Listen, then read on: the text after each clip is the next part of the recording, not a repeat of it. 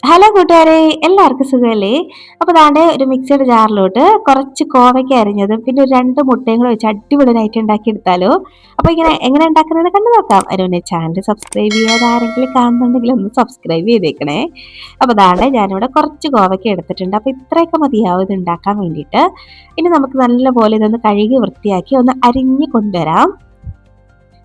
അപ്പോൾ ദാണ്ടെ ഇതുപോലെയാണ് ഞാൻ അരിഞ്ഞെടുത്തേക്കുന്നത്. തീരെ അങ്ങ് ചെറുതാക്കി ഒന്നും അരിയണ്ട കേട്ടോ. അത്യാവശ്യം കനത്തിൽ അരിഞ്ഞെടുക്കാം. ദാണ്ടെ ഇതുപോലെ ഞാൻ അരിഞ്ഞെടുത്തിട്ടുണ്ട് കണ്ടോ. അപ്പോൾ ഇനി നമുക്കിതൊരു മിക്സിയുടെ ജാറിലോട്ടൊന്ന് ഇട്ട് കൊടുക്കണം. അപ്പോൾ ദാണ്ടെ ഞാനൊരു മിക്സിയുടെ ജാർ എടുത്ത് വെച്ചിട്ടുണ്ട്. അതിലേക്ക് ഇത് ഇട്ട് കൊടുക്കുന്നുണ്ട്.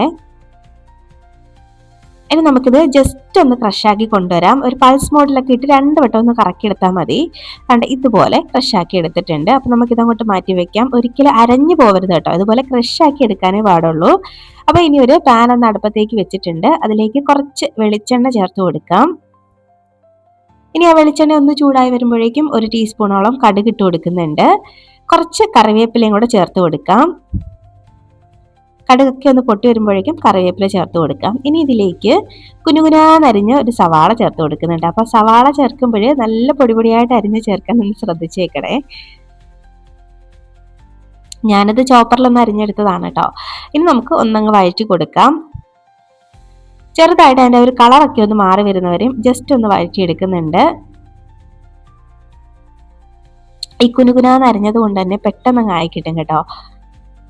ഇപ്പൊ തന്നെ കളർ മാറി വന്നിട്ടുണ്ട് കണ്ടോ. കളറൊക്കെ മാറി ഒരു ബ്രൗൺ കളറിലോട്ട് എത്തുന്നുണ്ട്.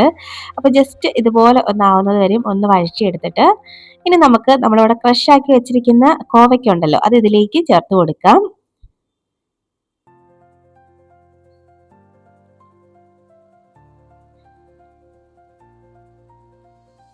ഇനി അതെല്ലാം കൂടെ ഒന്നങ്ങ് വഴറ്റിയെടുക്കാം.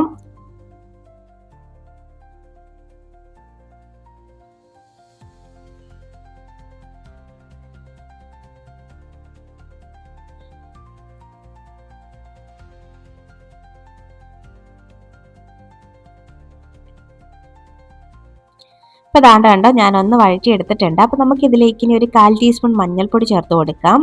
അപ്പോൾ ആദ്യം ഈ കോവയ്ക്ക ഒന്ന് ക്രഷ് ആക്കുമല്ലോ, ആ സമയം മഞ്ഞൾപ്പൊടിയും കൂടി ഇട്ട് ക്രഷ് ആക്കി എടുത്താലും മതി. ഇനി ആവശ്യത്തിനുള്ള ഉപ്പും കൂടെ ഈ ഒരു സമയം ഇട്ട് കൊടുക്കാം. ഇനി നമുക്ക് എല്ലാം കൂടെ ഒന്നും കൂടെ മിക്സ് ആക്കാം. അതിന് മുന്നേ കുറച്ച് അതായത് എരിവിന് ആവശ്യത്തിന് ഒരു പച്ചമുളക് കൂടെ അരിഞ്ഞത് ചേർത്ത് കൊടുക്കുന്നുണ്ട്. അപ്പോൾ ഈ പച്ചമുളക് വേണമെങ്കിൽ നമ്മൾ ആദ്യം കോവയ്ക്ക് ക്രഷ് ആക്കുന്ന സമയത്ത് ഇത് മൂന്നും കൂടെ ഇട്ട് ഒന്ന് ക്രഷ് ആക്കി എടുക്കാം. ഞാൻ അന്നേരം ചേർക്കാൻ വിട്ടുപോയത് കൊണ്ടാണ് ഇപ്പം അരിഞ്ഞ് ചേർത്ത് കൊടുക്കുന്നത്. ഇനി വീണ്ടും നല്ലപോലെ ഒന്ന് മിക്സ് ആക്കി കൊടുക്കാം. ഇനി ഈ കോവയ്ക്ക വേവാൻ കുറച്ച് വെള്ളത്തിൻ്റെ ആവശ്യമുണ്ട് കേട്ടോ. അപ്പം പ്രത്യേകിച്ചും ഇത് പിന്നെ സ്റ്റെയിൻലെസ് സ്റ്റീലിൻ്റെ പാത്രം ആയതുകൊണ്ട് അടിയിലൊക്കെ ഒട്ടിപ്പിടിക്കാൻ സാധ്യതയുണ്ട് കേട്ടോ. പക്ഷേ നോൺ സ്റ്റിക്ക് പാൻ ആണെങ്കിൽ വേണമെങ്കിൽ വെള്ളം ഒഴിക്കാതെ നമുക്ക് വേവിച്ചെടുക്കാം ലോ ഫ്ലെയിമിൽ വെച്ചിട്ട്. അപ്പം ഞാൻ ഇതിനകത്തായതുകൊണ്ട് കുറച്ച് വെള്ളം ചേർത്ത് കൊടുക്കുന്നുണ്ട്. ആ മിക്സിയുടെ ജാറിൽ കുറച്ച് വെള്ളം ഇതിലേക്ക് ഒഴിച്ച് ഇതിലേക്ക് ചേർത്ത് കൊടുക്കുന്നുണ്ട്. ഇനി എല്ലാം കൂടെ ഒന്ന് ഒതുക്കി വെച്ച് കൊടുക്കാം.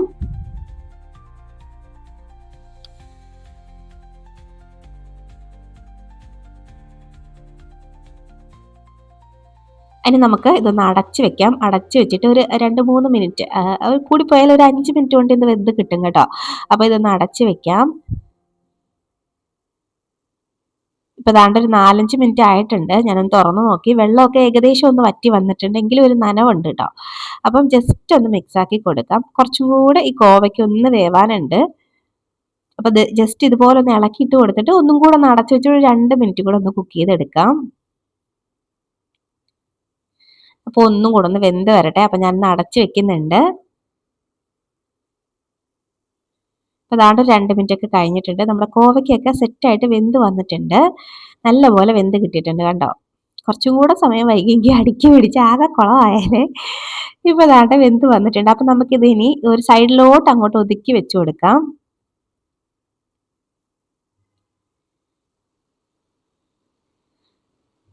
ഇനി ഇതിലേക്ക് കുറച്ച് വെളിച്ചെണ്ണ ആ ഒരു സ്പേസിലോട്ട് നമുക്ക് ഒഴിച്ചു കൊടുക്കാം. ഇനി ഇതിലേക്ക് ഒരു 2 മുട്ട ഞാൻ പൊട്ടിച്ചൊഴിക്കുന്നുണ്ട്. 2ഓ 1ഓ 3ഓ ഒക്കെ നിങ്ങൾക്ക് പൊട്ടിച്ചൊഴിക്കാം. നിങ്ങളുടെ ഇഷ്ടം കണക്ക് മുട്ടയുടെ അളവൊക്കെ നിങ്ങളുടെ ഇഷ്ടമാണ്. അപ്പോൾ ഞാനിവിടെ 2 മുട്ട പൊട്ടിച്ചൊഴിക്കുന്നുണ്ട്. അതിന്റെ മേലെ കൂടെ കുറച്ച് ഉപ്പൊന്ന് വിതറി ഇട്ട് കൊടുക്കുന്നുണ്ടേ. ഈ മുട്ടയ്ക്ക് ആവശ്യത്തിനുള്ള ഉപ്പ് വിതറി ഇട്ട് കൊടുക്കുന്നുണ്ട്. അപ്പൊ ഇനി നമുക്ക് ജസ്റ്റ് ഒന്ന് മിക്സ് ആക്കി കൊടുക്കാം. ഇനി ഇത് എല്ലാം കൂടെ ഒന്നങ്ങ് മിക്സ് ആക്കി എടുക്കാം. വേണമെങ്കിൽ മുട്ടയൊക്കെ കുറച്ച് നേരം വെന്ത് അത് വലിയ കഷ്ണങ്ങളാവുന്നവരെ നോക്കിയിട്ട് ഒന്ന് ചിക്കി എടുക്കാം. അല്ലെങ്കിൽ എല്ലാം കൂടെ ചേർത്ത് ഇതുപോലെ ഒന്ന് മിക്സ് ആക്കി എടുക്കാം കേട്ടോ. അതൊക്കെ നിങ്ങളുടെ ഇഷ്ടമാണ്. ഇനി നമുക്ക് നല്ലപോലെ മിക്സ് ആക്കി മുട്ടയൊക്കെ നല്ലപോലെ വെന്ത് വരുന്നവരെയും ഒന്ന് വഴറ്റിയെടുക്കണം.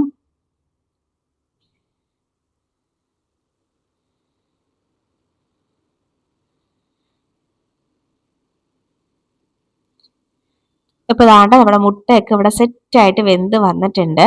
കണ്ടോ, ഇതുപോലെ നല്ല വെന്ത് ഇങ്ങനെ ഒന്ന് സെപ്പറേറ്റ് ആയിട്ട് വരണം കേട്ടോ. അപ്പൊ ഇതുവരെ ഒന്ന് വഴറ്റിയെടുത്തിട്ട് ഫൈനലി ഇതിലേക്ക് കുറച്ച് തേങ്ങ ചിരകിയതും കൂടെ ഞാൻ ചേർത്ത് കൊടുക്കുന്നുണ്ട്. തേങ്ങ ചേർക്കാതെ കഴിക്കാനും നല്ല ടേസ്റ്റ് ആണ് കേട്ടോ. പിന്നെ കുറച്ച് ആഡംബരത്തിന് കുറച്ച് തേങ്ങയും കൂടെ ഞാൻ ഇട്ട് കൊടുത്തിട്ടുണ്ട്.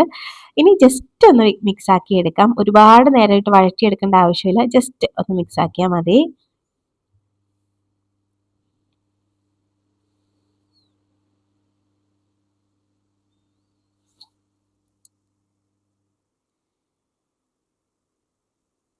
അപ്പൊ ഇത്ര ഒന്ന് മിക്സ് ആക്കിയാൽ മതിയാവും. നമ്മുടെ അടിപൊളി ഒരു തോരൻ, കോവയ്ക്ക മുട്ടത്തോരൻ ഇവിടെ റെഡി ആയിട്ടുണ്ട്. നല്ല ഹെൽത്തി ആയിട്ടുള്ള ഒരു ഐറ്റം ആണ്, നല്ല ടേസ്റ്റിയാണ്. നമ്മുടെ കുട്ടികൾക്കൊക്കെ ലഞ്ച് ബോക്സിൽ കൊടുത്തു വിടാനും എല്ലാം നല്ല അടിപൊളി ഐറ്റം ആണ്. അപ്പൊ എന്തായാലും ട്രൈ ചെയ്ത് നോക്കിയിട്ടില്ലാത്തവർ ഉറപ്പായിട്ടും ട്രൈ ചെയ്ത് നോക്കണം കേട്ടോ. സെറ്റ് ആയിട്ടുണ്ട് ഇവിടെ നമ്മുടെ തോരൻ. അപ്പൊ ഉണ്ടാക്കി നോക്കിയിട്ട് അഭിപ്രായം പറയാൻ മറക്കരുത്. വീഡിയോ ഇഷ്ടമാവാൻ ലൈക്ക് ചെയ്യാനും മറക്കരുത് കേട്ടോ. അപ്പൊ നമുക്ക് ഇനി ഒരു റെസിപ്പിയുമായിട്ട് വീണ്ടും കാണാടോ. അതുവരേക്കും ബൈ. Thanks for watching.